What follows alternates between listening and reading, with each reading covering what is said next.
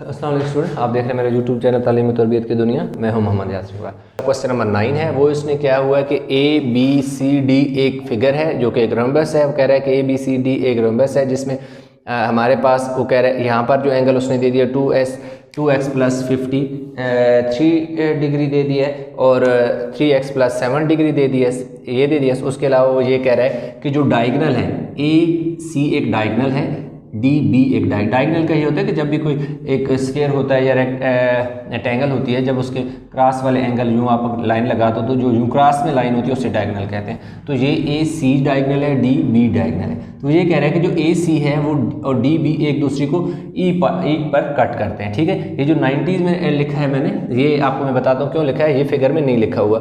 तो रम्बस के बारे में बेसिक इन्फॉर्मेशन का जानना ज़रूरी है। अगर आपको बेसिक रम्बस के बारे में पता होगा तो जिस तरह का क्वेश्चन आ जाएगा आप आसानी से हल कर सकते हैं। ज़रूरी नहीं है कि ये क्वेश्चन है। जैसे बहुत सारे स्टूडेंट ने रिक्वेस्ट की थी इस क्वेश्चन से मतलब, तो बेसिक जो इन्फॉर्मेशन है वो अगर इंशाल्लाह आपको पता चल जाएगी तो इस तरह का कहीं भी क्वेश्चन आ जाएगा तो आप आसानी से सॉल्व कर लें। तो ये 4 पॉइंट मैंने लिखे हैं, 1 बाय 1 में इनको इसको एक्सप्लेन करता जाऊँगा। 2 पेयर ऑफ पैरेलल साइड, ये जो मैंने 2 लाइनें लगाई हैं ना यूँ, इसका मतलब होता है parallel.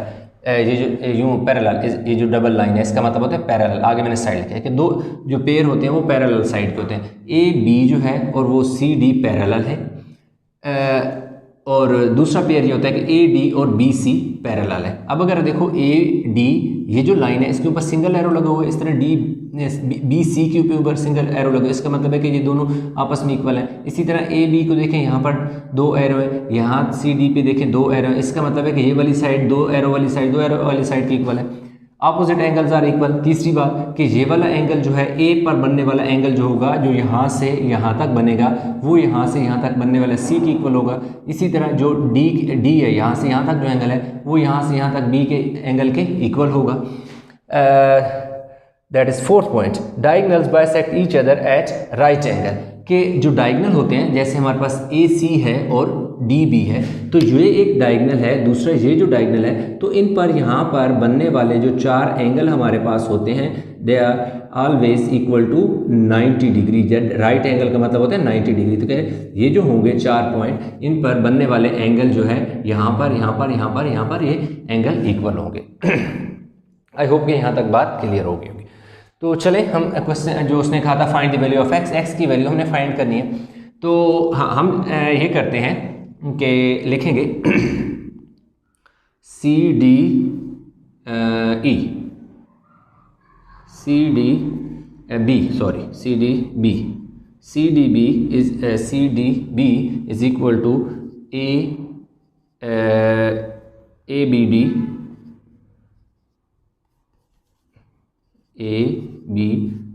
B is equal to A B D is equal to 3x plus 7 degree. C से D की तरफ जब मैं आऊँ और D से मैं B की तरफ जाऊँ तो यहाँ पर जो एंगल बन रहा है वो 3x प्लस 7 है। यहाँ पर ये मैंने लिखा है कि जब मैं C से D और D से B की तरफ जाता हूँ जो एंगल बनता है वो, जब मैं A से B और B से D की तरफ जाता हूँ तो यहाँ जो एंगल बन रहा है इस पॉइंट पर, ये दोनों आपस में क्या है, इक्वल। यहाँ जो एंगल बन रहा है वही एंगल यहाँ बन रहा है, भाई बन रहा है, इक्वल भी है, तो कोई रीज़न भी तो होनी चाहिए ना इक्वल क्यों है। रीज़न का भी पता होना ज़रूरी है और रीज़न मेंशन भी कर देनी होती है। इसके आगे हम लिख देंगे कि भाई इसकी रीज़न ये है कि ये अल्टरनेट एंगल है, ये अल्टरनेट एंगल है। अब अल्टरनेट एंगल क्या होता है? अल्टरनेट एंगल ये है कि देखो जैसे ये एक लाइन मेरे पास है, तो इसके इस ऊपर वाली साइड पे, जो कि ऊपर वाली साइड है, और इसके ये वाली नीचे वाली साइड है, तो यहाँ जो ऊपर वाली साइड है यहाँ पर बनने वाला एंगल इसकी नीचे वाली साइड के एंगल के इक्वल होगा, इसे अल्टरनेट एंगल कहते हैं। इसी तरह सपोज इसे मैं 1 कह देता हूँ, इसे 2 कह देता हूँ। अब मेरे पास यहाँ पर एक एंगल है, ये एंगल 3 है, तो एक इस साइड पे तो भी बनेगा ना एंगल 4। तो इसी तरह एंगल 1 एंगल 2 के इक्वल होगा और एंगल 3 एंगल 4 के इक्वल होगा। क्यों इक्वल होगा? क्योंकि अल्टरनेट एंगल है। तो इसलिए यहाँ जो एंगल बन रहा था वही एंगल यहाँ बनेगा, क्योंकि ये दोनों क्या है, एक दूसरे के अल्टरनेट एंगल है। तो आई होप कि ये चीज़ आपको समझ आ गई होगी। अब मैं ये करता हूँ कि मैं ट्राइंगल ले लेता हूँ। इन ट्राइंगल कौन सी, ए बी ई, कौन C triangle, A B E. ये जो ट्राइंगल मेरे पास कुछ इस शेप की बन रही है, इसको मैं यहाँ पर ये मेरे पास कुछ इस शेप की बन रही है, ये मेरा B है जो कि मेरा एंगल में ये है 3x + 7 है, और यहाँ पर मेरा 90 डिग्री का एंगल बन रहा है जो कि E है, और ये मेरा A है जो कि एंगल मेरा बन रहा है 2x + 53 डिग्री। तो ये मैंने ट्रायंगल ले लिया। तो वी नो दैट कि sum of angle of a triangle is equal to 180 degree होता है, कि जब तीनों एंगल को जमा किया जाए तो वो क्या होता है 180 की इक्वल। पहला एंगल मेरे पास क्या है जी 2x + 53, अगला है जी 3x + 7, उससे अगला है जी 90 इज इक्वल टू 180। बेशक ये सारे एंगल हैं तो आप चाहें तो इन पर डिग्री लगा सकते हैं। अब मेरे पास जो है ना ये वाला जो 2x है और 3x ये आपस में ऐड हो जाएंगे, ये हो जाएगा जी 5x हो जाएगा, जबकि ये जो तीन हैं 53, 7 और 90 ये आपस में ऐड होंगे। 53 में 7 ऐड करो 60, 60 में 9 ऐड 90 ऐड करो तो 160 में 150 इज इक्वल टू 180। अब ये आपस में क्यों नहीं ऐड हुए, क्योंकि इसलिए ऐड नहीं हुए क्योंकि ये जो 2 था और ये जो 3 था इनके साथ एक वेरिएबल था दैट इज़ x, जबकि ये सिर्फ कांस्टेंट नंबर थे, इनके साथ किसी किस्म को कोई वेरिएबल नहीं है। These are constant number, 53, 7 and 90 are constant number, और ये जो था एक वेरिएबल था जिसके आगे कोफिशिएंट था, कोफिशिएंट दैट इज़ 2 एंड इस x के आगे कोफिशिएंट 3 है, तो इसलिए x की वैल्यू x में ऐड होगी और कांस्टेंट कांस्टेंट में होगा। तो मेरे पास ये हो जाएगा जी 5, मैं यहाँ लिख लेता हूँ 5x is equal to 180 minus 150। ये जो 100 इधर 50 था उधर जाके इधर प्लस हो रहा था उधर जाके माइनस हो गया, तो 5x इज इक्वल टू 30 बच गया। Then x is equal to 30 divided by 5, तो मेरे पास x की वैल्यू क्या आ जाएगी 5, 6 है 30, तो x इज इक्वल टू 6। तो मेरे पास यूँ x की वैल्यू उसने कहा था find the value of x, तो हमने इसी तरह x की वैल्यू फाइंड कर ली f(x) है। अब वो कह रहा है, क्वेश्चन की स्टेटमेंट पढ़ लेते हैं। The figure shows a trapezium A B C D, A B is parallel C D, find the value of x and y. ये कह रहा है कि ए बी सी डी एक ट्रेपेजियम है, जिस तरह पिछली रंबस थी, तो इसमें कह रहा है कि ए बी सी डी क्या है हमारे पास एक ट्रेपेजियम है जिसमें ये वाली साइड जो है ना इस साइड के पैरेलल है, जबकि ये वाली साइड आपस में पैरेलल नहीं है। आप देखें पैरेलल नहीं है, इस तरह ये आगे चलती जाएंगी तो एक पॉइंट आएगा कि वो मीट कर जाएंगे। अब वो उसने ये वाला एंगल हमें x डिग्री दे दिया, ये 5x डिग्री दे दिया, ये y डिग्री 2.2 डिग्री, और कह रहा है कि इस पूरे में देखें 3 दफ़ा उसने x दिया, 1 दफ़ा y दिया, और कह रहा है x और y की वैल्यू फाइंड करें। तो कोई मुश्किल क्वेश्चन नहीं है, देखने में आपको मे बी फील हो रहा हो, लेकिन क्या है कि ये क्वेश्चन बहुत सिंपल है। अब मैं ये करूँगा, इस लाइन को थोड़ा सा आगे एक्सटेंड कर लूँगा। अब मैं इन दोनों लाइनों को एक्सटेंड कर सकता हूँ। अब मैं इधर भी इसे एक्सटेंड कर सकता हूँ और इस लाइन को मैं यूँ भी एक्सटेंड कर सकता हूँ। अब क्यों एक्सटेंड कर सकता हूँ, क्योंकि ये लाइन एक दूसरे के पैरेलल है, तो पैरेलल लाइन जितनी मर्जी आप एक्सटेंड करते जाओ वो लाइन कभी भी मीट नहीं करती, तो इसलिए ये लाइन जितनी मर्जी मैं एक्सटेंड करता जाऊँगा इनके एंगल पे कोई फ़र्क नहीं पड़ेगा। यही लाइन जब मैं इस तरह आगे भी इस तरह अगर ड्रा कर लूँ तो इसकी नेचर पे किसी किस्म की कोई चेंज नहीं आएगा, तो क्योंकि ये पैरेलल है। अब अगर आप देखें, मैं इस वाले पॉइंट को ना F कह देता हूँ, एक लाइन मैंने एक्सटेंड कर ली और उसको मैंने F कह दिया, तो क्या है जी C point C D and F, या आप पॉइंट के बजाय आप लिखें जो लाइन C D F है, आप यूँ कह सकते हैं, या C F है, is a straight line. Straight line, ठीक है, कि जो सी एफ है या डी उस पर पॉइंट है, या सी एफ बेशक कहते हैं कि जो सी एफ हमने उसे कहा हुआ है, या सी डी जो है क्या है, हम आपके पास एक स्ट्रेट लाइन है। अगर स्ट्रेट लाइन है तो A C F is a straight line और डी उस पर एक पॉइंट लाई करता है। तो अगर स्ट्रेट लाइन जो होती है उस पर जो एंगल होता है ना, angle on straight line, angle on straight line जो होता है वो 180,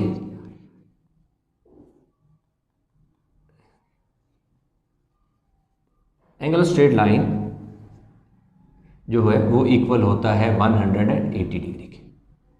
तो यहाँ से लेकर यहाँ तक अगर मैं इस पूरे की बात करूँ तो मेरा एंगल बनेगा 180।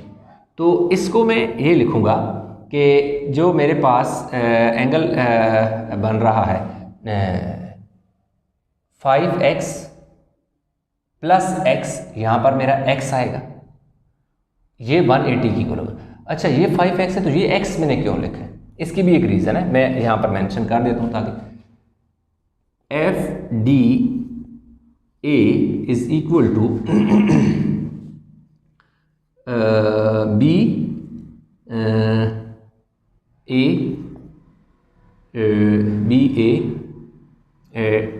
डी x डिग्री अल्टरनेट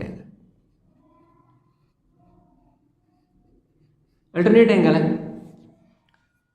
क्यों, ये एक लाइन है, ये x इसके जो नीचे बन रहा है तो इसकी इस तरफ बनने वाला, ये अगर x डिग्री है तो ये भी x डिग्री होगा। तो अब मेरे पास जो है ये डिग्री में लगा दी, x degree plus 5x degree is equal to 180 degree. कि ये देखो जी स्ट्रेट लाइन के ऊपर पूरा एंगल 180 था, लेकिन यहाँ पर ये एंगल दो हिस्सों में डिवाइड हुआ, तो दोनों को मैं ऐड करूँगा तो 180 बनेगा। अब मेरे पास हो जाएगा जी 6x degree is equal to 180 degree. x degree is equal to 180 divided by 6, ये 6 मल्टीप्लाई हो रहा था उधर जाके डिवाइड हो गया, तो x degree is equal to 30, यानी x की वैल्यू मेरे पास क्या आ गई है 30 डिग्री आ गई। तो ये मेरे पास जो है 30 वैल्यू आ गई है। अब मैंने क्या फाइंड करना है, y फाइंड करना है। अब इसी लाइन को मैं मज़ीद आगे एक्सटेंड कर देता हूँ। जब मैं एक्सटेंड कर देता हूँ तो इसको मैंने से ई पॉइंट सपोज कह देता हूँ। अब मैं अगेन यहाँ पर ये लिखूँगा कि जो मेरे पास है एंगल है बी सी ई, इसको मैं देता हूँ, जो पॉइंट्स बी सी ई, ये वाला एंगल जो है वो इक्वल है ए बी सी के, ए बी सी के, यानी यहाँ जो एंगल बन रहा है वही यहाँ एंगल बनेगा। क्यों बनेगा, रीज़न भी तो होनी चाहिए ना। ये मैं आगे बल्कि लिख लूँ ना, ये बन कितना रहा है 2.2x डिग्री बन रहा है, इक्वल है। तो क्यों इक्वल है, साथ मुझे रीज़न भी लिखनी है, because of these two angles are alternate angle, ये अल्टरनेट एंगल है। ठीक हो गया जी। अब मैं क्या करूँगा, अब अगर अगेन ये पूरी लाइन मेरे पास स्ट्रेट लाइन है तो यहाँ से यहाँ तक ये जो पूरा एंगल मेरा बनेगा ये तो मेरा 180 बनेगा, इसलिए y degree plus 2.2x degree is equal to 180, क्योंकि स्ट्रेट पर बन रहा है तो ये पूरा एंगल जो है 180 का बनेगा। y degree plus 2.2 multiply by 30 is equal to 180। अब 30 मैंने कहाँ से पुट कर दिया, ये देखो 2.2 इसी तरह आ गया। ये जो x है, x की वैल्यू किसकी इक्वल है 30 डिग्री, यानी x 30 डिग्री की इक्वल है, तो इसलिए x की जगह, इस x की जगह मैंने ये वैल्यू पुट कर दी, क्योंकि ये दोनों आपस में देखे ये दोनों इक्वल है। अब इसका पॉइंट खत्म करने के लिए मैंने नीचे 10 लगा दिया, पॉइंट की जगह मैंने 1 लगाया, आगे एक नंबर था x 0 आ गया, तो y plus 22/10 multiply by 30 degree is equal to 180 degree. 10 3 30 cut गया। अब देखो y plus 22 multiply by 3 is equal to 180 degree. y plus 66 degree is equal to 180 degree. y is equal to 180 minus 66, ये plus हो रहा था उधर जाके minus हो गया, 22 को 3 से मल्टीप्लाई किया 62 हो गया। अब 180 में से मैंने 66 जो है वो क्या कर लेने, सब्ट्रैक्ट कर लेने, तो 114 बचना चाहिए मेरे पास। 10 में से 6 गया 4, 7 में से 6 गया 1 का 1, तो मेरे पास y is equal to 114 degree. तो इस तरह मेरे पास ये भी वैल्यू आ गई 114 डिग्री, जिस तरह ये वाली वैल्यू मेरे पास 30 डिग्री आ गई। तो क्वेश्चन नंबर 11 में वो ये कहता है कि जो AD है, AD वो इक्वल है AB के, AB यानी ये वाली साइड इस साइड की इक्वल है, BC ये वाली जो साइड है B से C तक वो CD की इक्वल है। ये देखें इन दोनों के ऊपर सिंगल लाइन है जो ये शो करती है कि ये आपस में इक्वल है, और यहाँ इन दोनों साइड पे डबल लाइन है जो ये शो करती है कि ये आपस में इक्वल है। दूसरा ये कि कह रहा है कि ये दोनों जो डायगनल हैं A से C तक जो लाइन है इसे डायगनल कहते हैं, और इसी तरह B से D तक जो लाइन है ये एक दूसरा डायगनल है। कह रहे ये दोनों डायगोनल बाइसेक्ट करते हैं पॉइंट ए के ऊपर। तो एक चीज़ आपने याद रखनी है कि जब भी ये जो काइट होती है, जब इसके डायगोनल एक दूसरे को बाइसेक्ट करते हैं तो इनके चारों कोनों में ये जो एंगल बनता है ये 90 का बनता है, क्योंकि ये एक दूसरे के परपेंडिकुलर होती हैं लाइन, तो इसलिए इनके चारों जगह 90 का एंगल बनेगा। एक चीज़। दूसरी चीज़ ये होती है कि जो एंगल आपका इधर बनता है वही एंगल नीचे, अगर यहाँ 25 है तो यहाँ भी 25 होगा, यहाँ 44 है तो यहाँ पर भी 44 होगा। इसी तरह ये वाला जो एंगल अगर जितना है उतने ये वाले एंगल भी अपोजिट एंगल आपस में क्या होते हैं, इक्वल होते हैं। तो अब हम इसमें लिखेंगे कि मेरे पास जो एंगल है, अच्छा उसने फाइंड करने का क्या है, ए बी डी यानी ये वाला एंगल जो है वो फाइंड करना है। दूसरा सी बी डी ये वाला एंगल हमने फाइंड करना है, मतलब बी के लेफ्ट राइट दोनों एंगल जो है वो हमने फाइंड करने हैं। तो इस तरह है कि हम लिखेंगे कि जो एंगल है सी ए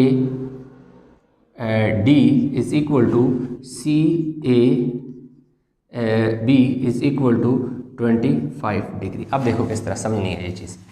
सी से जो ए की तरफ यहाँ तक आकर ये ऊपर की तरफ जाएं डी तक, तो दरमियान में एंगल 25 बनता है। तो बिल्कुल उसी तरह जब आप सी से ए पर आकर ए से बी की तरफ जाएं तो ये जो नीचे एंगल है ये भी उतना बनेगा 25। ये मैंने लिखा है कि एंगल जो सी से ए यानी सी से ए और ए से डी की तरफ जाओ 25 बनता है, तो इसी तरह जब सी से दोबारा ए और ए से बी की तरफ जाओ तो नीचे भी 25 का बनेगा।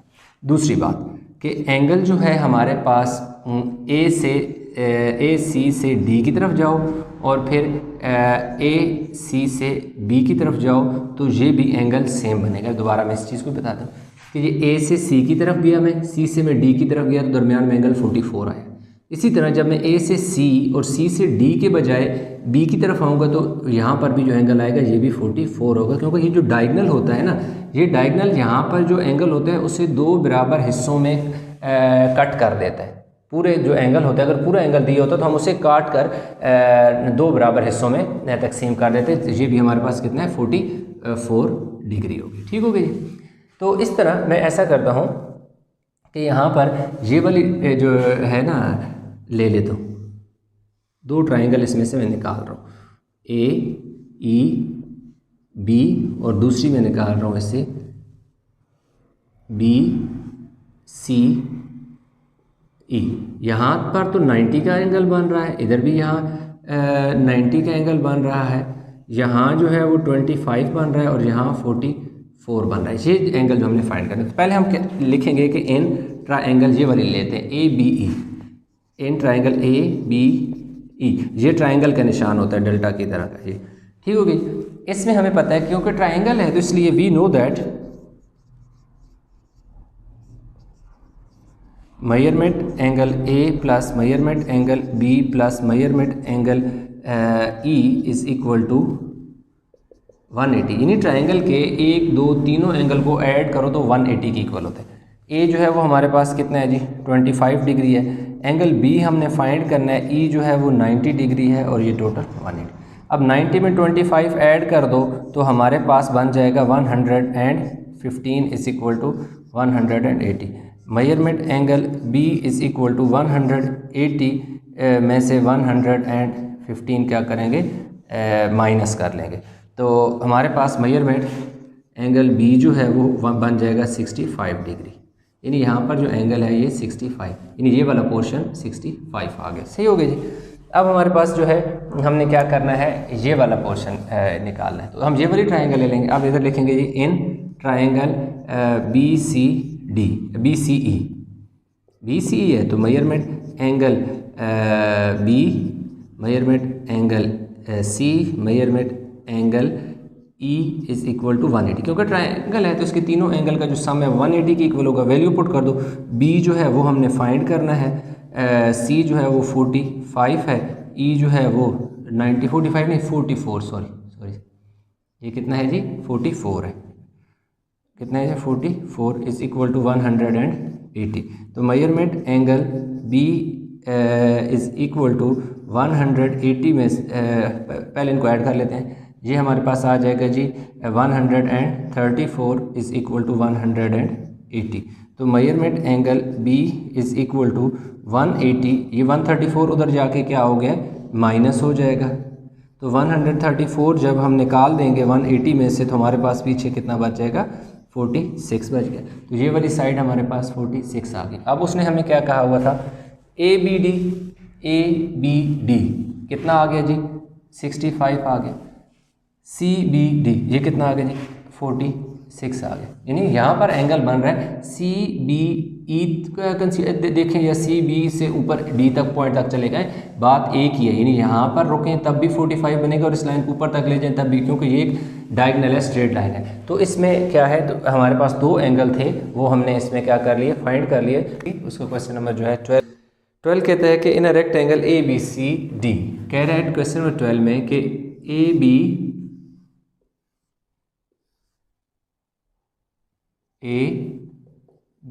सी डी एक रेक्टेंगल है। E is a mid point on A B, कह रहे ए बी जो लाइन है ना, E उसका क्या है, मिड पॉइंट है। E मिड पॉइंट है और एंड सी ई डी 180, सी से लेकर कह रहा है कि ये E जो है ना मिड पॉइंट है, कह रहा है सी से E और E से यानी D, सी ई डी जो एंगल बन रहा है यहाँ पर वो 118 बन रहा है। ठीक हो गया जी, 118 फाइंड। अब फाइंड हमें ये कह रहा है कि ए डी ई जो है वो हमें फाइंड करने के लिए कह रहा है। ये हमने यानी जो हमारी फाइंडिंग है वो हमने A D E and D C E, दूसरा डी सी ई, ए डी ई, यानी ये वाला एंगल जो है ये हमने फाइंड करना है एक, तो दूसरा डी सी ई ये वाला एंगल, एक ये एंगल फाइंड करना है और एक हमने ये वाला एंगल जो है वो फाइंड करना है। ठीक हो गई। अब ये चीज़ है कि अब यहाँ पर एक चीज़ आपने समझनी है कि जो रेक्टेंगल है उसकी अपोजिट साइड्स क्या होती हैं, इक्वल होती हैं। यानी जो हमारे पास ए बी साइड है वो इक्वल है सी डी के, यानी जितनी लेंथ इस ए से बी तक है उतनी ही सी से डी तक है। इसी तरह डी ए जो होता है वो बी सी के इक्वल हो। ये जस्ट आपको मैं बेसिक इन्फॉर्मेशन बता रहा हूँ, ठीक है, कि अपोजिट साइड्स जो होती हैं इसकी इक्वल होती हैं, एक चीज़। इसके अलावा जो 4 एंगल होते हैं, इन 4 कोनों पे जो 4 एंगल होते हैं यहाँ पर, ये हमें ये सारे के सारे जो एंगल होते हैं यहाँ पर ये 90 डिग्री के होते हैं, ये 90 डिग्री होते हैं। यानी 90 डिग्री का एंगल यहाँ बनेगा, 90 का यहाँ पे बनेगा, 90 का यहाँ पे बनेगा और 90 का यहाँ पर बनेगा। अब समझने की बात यह है कि अगर ये मिड पॉइंट है, ए बी का ये मिड पॉइंट है, तो जब हम इसको C को E से ज्वाइन कराएंगे और इसी तरह D को E से ज्वाइन कराएंगे तो ये वाली साइड और ये वाली साइड इक्वल आएंगे।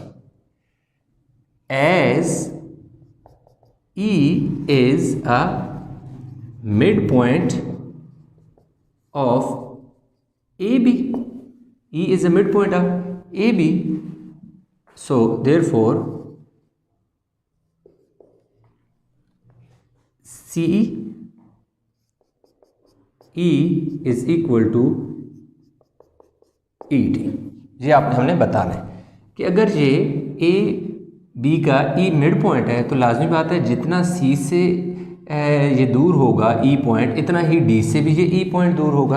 अभी मैं एक और ट्रायंगल ड्रा कर लेता हूँ, रेक्टेंगल ये वाली, और ये A B C D सिर्फ समझाने के लिए मैं यहाँ पर एक पॉइंट ले लेता हूँ, मिड पॉइंट नहीं है। अब अगर मैं यहाँ से यहाँ जाऊँ तो ये आपको देखें, अगर आप तो आपको नज़र भी आ रहा है कि ये लाइन जो है छोटी है, ये लाइन क्या है, बड़ी है। इसी तरह इस पॉइंट को मैं मिड पॉइंट के बजाय क्या करता हूँ कि इस तरफ अगर एक ई पॉइंट ड्रा कर लेता हूँ तो यहाँ से यहाँ और यहाँ से यहाँ अगर देखें तो अब ये वाली लाइन बड़ी है और ये वाली लाइन छोटी है। लेकिन इसमें क्योंकि ये मिड पॉइंट है इसलिए ये जितना यहाँ से इधर तक आएगा इतना ही यहाँ से यहाँ तक आएगा। यहाँ तक बात समझ आ गई। तो फिर ये क्या, अगर दो साइड इक्वल हैं, ई से डी और ई से सी इक्वल हैं, तो हमारे पास ई सी ई सी ई सी E D C E D जो है इज एन एसोलेस ट्राइंगल। क्या जी? एसोलेस ट्राइंगल, यानी वो ट्राइंगल होती है एसोलेस जिसकी दो साइड्स इक्वल होती हैं। तो इस ट्राइंगल को अगर मैं यूँ लूँ तो मेरे पास इस तरह आ जाएगा, ठीक हो गया। ये मेरे पास क्या है? ई है। ये मेरे पास क्या है? सी है। ये मेरे पास क्या है? डी है। ये वाला जो इसका एंगल है ये 118 है, उसने हमें खुद दे दी है। ये साइड इक्वल है, इस साइड की इक्वल है, तो इक्वल साइड के साथ यहाँ पर जो बनने वाले एंगल हैं वो क्या होते हैं? इक्वल होते हैं। तो अब हम ये लेट कर लेंगे कि जो एंगल डी है is equal to angle C है, वो इक्वल है एक्स के, एक्स डिग्री। यानी यहाँ पर जो एंगल है ये एक्स है और ये भी क्या है? एक्स है। ये दोनों एंगल क्या है? आपस में इक्वल है। इसलिए अगर ये एक्स है तो ये एक्स होगा, इधर ई कहो तो इसको भी ई कह दो। अब हम ये कहेंगे कि in triangle E C D या सी ई डी, आप इसे सी ई डी लिख लें क्योंकि ऊपर मैंने C E D, in triangle C D, measurement angle C plus measurement angle E plus measurement angle D is equal to 180। Sum of angle of a triangle, यानी एक triangle के जो एंगल होते हैं, वो तीन जो एंगल होते हैं उनका जो सम होता है वो इक्वल होता है 180 के। अब मेरे पास जो मेजरमेंट एंगल सी है, सॉरी मेजरमेंट एंगल क्या है? सी है। सी मेरे पास क्या है जी? एक्स है। ई मेरे पास 118 है। ई मेरे पास डी मेरे पास जो है वो भी एक्स है, इज इक्वल टू 180। अब x और x कितने x हो गए? 2x is equal to 180 minus 118। अब ये जो 118 था इधर प्लस हो रहा था, उधर इसके इक्वल के उस तरफ गया तो माइनस हो गया। ये वाला x और ये वाला x दोनों क्योंकि सेम वेरिएबल थे इसलिए दोनों आपस में ऐड हो गए। तो 2x इज इक्वल टू 180 में से 118 निकालो, 18 और 220 और 60 86 2 हो गए। तो x इज इक्वल टू 2 इधर मल्टीप्लाई हो रहा है तो इक्वल के उस तरफ जाएगा तो 2 क्या हो जाएगा? इस तरफ आके डिवाइड हो जाएगा। तो 2 3 6 और 2 1 2, तो x इज इक्वल टू कितना आ गया? 31 आ गया। इसका मतलब है कि ये वाला एंगल जो है यहाँ पर ये इस तरफ जो है ये कितना बन गया? 31 बन गया। सही हो। इधर भी हमारे पास क्या हो गया? 31। अब उसने हमें कितना क्या पूछा था? DCE, तो ये हमारे पास कितना आ गया जी? 31 डिग्री। अब यहाँ पर ये वाला मैं रेज कर देता हूँ, ये दो आप चाहें तो वीडियो पास करके ये वाला बना लीजिएगा। अब मेरे पास लिखूँगा मेजरमेंट एंगल डी, या इस तरह डायरेक्ट इस तरह लिख दें DEC section, yes DCE is equal to EDC is equal to 31। अब देखना सब DCE ये वाला एंगल, उसके बाद EDC ये दोनों एंगल क्या है? 31 के इक्वल है। ठीक हो गया। अब एक तो चीज़ हमने जो फाइंड करनी थी वो हमने 31 डिग्री फाइंड कर लिया, ये तो हमारा हो गया। दूसरा हमने फाइंड करना है ADE ये वाला एंगल फाइंड करना है। तो ये तो एंगल फाइंड करना हमारे लिए ज़्यादा इजी है। किस तरह इजी है कि हम ये करेंगे कि ADE is equal to ADE ये वाला एंगल, ये जो छोटा ये पूरे वाले एंगल का एक पार्ट है। तो पूरा जो एंगल है यहाँ से लेकर यहाँ तक जो कार्नर में जो एंगल बन रहा है वो तो 90 डिग्री का है। 90 डिग्री का जो एंगल था वो कट के एक इधर बन गया, एक हिस्सा उधर चला गया, यानी दो हिस्सों में बट गया, 2 पार्ट में चला गया। एक पार्ट इस तरफ है और एक पार्ट इस तरफ है। तो एक पार्ट हमें पता है, दूसरा पार्ट हमने फाइंड करना है। तो टोटल एंगल हमारा कितना है? 90 डिग्री। अब 90 डिग्री में से ये वाला जो जो साइड है 31 डिग्री, ये आप माइनस कर लो, तो पीछे आपके पास जो बचेगा ADE इज इक्वल टू हमारे पास देखो जी 90 में से 31 माइनस करो, इधर से कैरी लिया 10 में से 1 गया 9 और 8 में से 3 गए 5, तो 59 डिग्री। तो इस तरह दो जो हमारी फाइंडिंग थी हमने क्या कर ली, फाइंड कर ली। एक हमारे पास DCE उसने कहा था जो कि हमारा 31 डिग्री आया है, और दूसरा हमारा ADE हमारे पास कितना आ गया जी 59 डिग्री आ गया। तो इस तरह उसने हमें यही दो एंगल कहे थे 59 और 31 हमारे पास आ गए, ये सी एंगल थे। तो इस तरह ये क्वेश्चन नंबर जो है हमारे पास 12 वो कंप्लीट हो गया। स्टूडेंट हमारे पास अभी क्वेश्चन नंबर 13 में वो क्या कह रहा है। क्वेश्चन नंबर 13 इस तरह है कि कह रहा है कि ना पैरेललोग्राम PQRS कह रहा है एक पैरेललोग्राम है जिसमें हमारे पास QPR ये वाला जो एंगल है कह रहा है 42 डिग्री है। दूसरा जो एंगल वो कह रहा है कि जी QRS जो है QRS जो है वो 70 डिग्री का है। तो फाइंड हमें ये कह रहा है कि PQR फाइंड करें। PQR नंबर 1 जो है वो PQR कह रहा है कि जी एंगल फाइंड करना है PQR, और दूसरा PRQ नंबर 2 जो है PRQ जो है वो हमने क्या करना है जी फाइंड करना है। PQR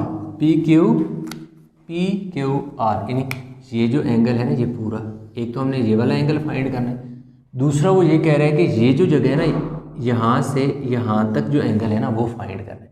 ये जो 70 एंगल उसने दिया ना वो ये वाला नहीं दिया, ये ऊपर वाला नहीं दिया, बल्कि यहाँ से ये पूरा जो कॉर्नर में एंगल बन रहा है ना पैरेललोग्राम है ना यूँ यानी कि हमारे पास ये एक पैरेललोग्राम है जिसमें ये वाला एंगल है ये पूरे का पूरा 70 डिग्री है। जब पूरे का पूरा 70 है तो जब उसने यूँ एक लाइन लगाई है तो इसमें क्या कह रहा है कि ये जो ऊपर वाला पोर्शन है ना ये वाला हिस्सा जो है वो फाइंड करें, जबकि ये वाला उसने क्या दे दिया 42 डिग्री दे दिया। ठीक है जी। एक सेकंड कौन सा कह रहा है जी PQR और दूसरा PRQ नहीं ये वाला हिस्सा सॉरी नहीं कह रहा, बल्कि कौन सा कह रहा है ये वाला हिस्सा कह रहा है। ये जो है ना यहाँ से लेकर यहाँ तक का जो पोर्शन है ना वो कह रहा है कि ये वाला पोर्शन फाइंड करें। पूरा तो ये है ना, तो ये वाला पोर्शन की बात कर रहा है, ये जो नीचे वाला पोर्शन है कह रहा है ये वाला फाइंड करें। ठीक हो, और एक कह रहा है कि ये वाला एंगल फाइंड करें। ठीक हो गया। अभी हम जब फाइंड करेंगे तो चीज़ मज़ीद जो है आपकी क्लियर हो जाएगी। तो अब ये जो एंगल है हमारे पास ये 42 है, तो ये वाला कितना है जी 42 डिग्री है। अब ये वाला एंगल 42 क्यों हो गया वो मैं आपको बताता हूँ कि मेरे पास जो एंगल है QPR यानी Q से P और P से R की तरफ है, जो ये जो एंगल है वो इक्वल है किस एंगल के PRS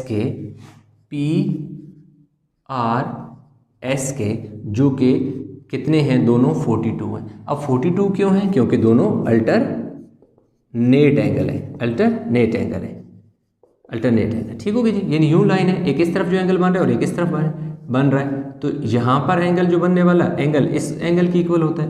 तो थोड़ा नीट कर देता हूँ, यानी इधर एक एंगल बना है और एक इधर बने, तो ये 1 है ये 2 है, तो 1 और 2 आपस में इक्वल है क्योंकि अल्टरनेट है। इसी तरह अगर यहाँ पे बनेगा तो वो इसकी इक्वल होगा, यानी ये 3 है तो ये 4 है, 3 4 अल्टरनेट होंगे। यानी एक लाइन की एक जो लाइन की एक साइड है कोना है उसके ऊपर बन रहा है, तो दूसरी साइड लाइन के कोने में नीचे को बन रहा है, तो ऊपर वाला एंगल नीचे वाले एंगल के इक्वल होता है क्योंकि अल्टरनेट एंगल इन्हें कहते हैं। ठीक हो गया, ये इक्वल है 42 आ गया। तो अब हमें जो एंगल उसने कहा था कि PQR ये तो आसान हो गया,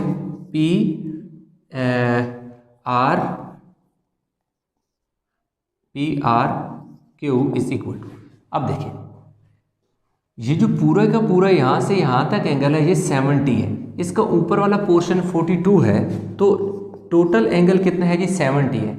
पूरा एंगल 70 है, इसका यहाँ से लेकर यहाँ तक जो एंगल है ये 42 है, तो पूरे एंगल में से ऊपर वाला हिस्सा यहाँ से यहाँ तक निकाल लेंगे तो जो पीछे बचेगा ये होगा।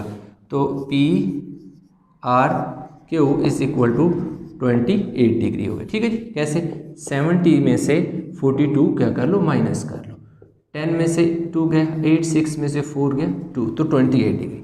तो पहली फाइंडिंग जो है आपकी ये आ गई है P R Q is equal to 28 degree आ गया। ठीक हो गया जी। ये वाला जो एंगल है यहाँ से लेकर यहाँ तक, इसको मैंने कितना आ गया जी 28 डिग्री। अगर इन दोनों को अब आप ऐड करो ना, 42 में 28 ऐड करो तो आपके पास कितना हो जाएगा 70, यानी पूरा एंगल 70 बन जाता है, यानी पूरा 70 था। तो ये एंगल जो पी आर लाइन थी, इसने इस पूरे एंगल 70 को दो हिस्सों में काटा, ऊपर 42 हो गया, नीचे 42 हो गया, नीचे 28 हो गया। ठीक हो गया। अब हम लेंगे जी in triangle P R Q, P R Q या पी क्यू आर लेने, ये एक ट्राइंगल सी बन गई है इस तरह। ये ऐसे यूं एक थोड़ी नीट बना लेता हूँ। ये P है, ये R है और ये क्या है Q है। ये एंगल हमने फाइंड करना है। ये हमारे पास 42 है और ये हमारे पास क्या है 28 डिग्री। तो हमें पता है कि जब भी कोई ट्रायंगल होती है तो उसके जो तीन एंगल होते हैं उनका जो सम होता है वो 180 के इक्वल होता है। ठीक है जी। ये देखो measurement angle P plus measurement angle R plus measurement angle Q, यानी P R Q 180। P जो है वो हमारे पास 42 डिग्री है, ये देखिए P 42 है, R जो है वो 28 डिग्री है, 28 डिग्री है, और Q जो है वो हमने फाइंड करना है 180। अब इन दोनों को ऐड करें तो ये कितना हो जाएगा जी 70 बन जाता है, plus measurement angle Q is equal to 180। तो हमारे पास measurement angle Q is equal to 180 minus 70 degree, तो मेजरमेंट एंगल Q जो है वो हमारे पास 110 डिग्री आ जाएगा। ये दोनों ऐड किए 70 बना, और जो इधर ऐड हो रहा था उस तरफ जाके 180 के सब्ट्रैक्ट हो गया, तो पीछे जो हमारे पास बचा 110 आ गया। तो इस तरह हमारे पास जो क्वेश्चन नंबर 13 था उसको हमने कंप्लीट कर लिया।